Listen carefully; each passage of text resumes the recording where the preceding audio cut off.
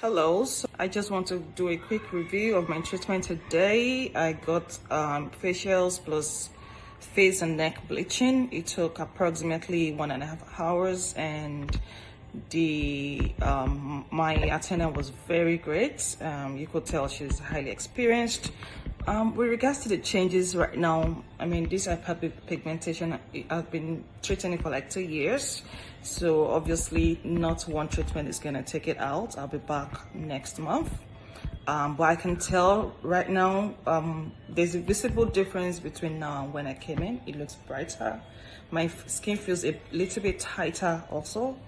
And there's a particular, if you take a look, there's a particular glossy look now. It's a little bit polished, and I still have the hyperpigmentation, but it's brighter than when I came in. Yeah, so you guys visit Riddhi Spa in Oakville. They're very good. Thank you. Bye-bye.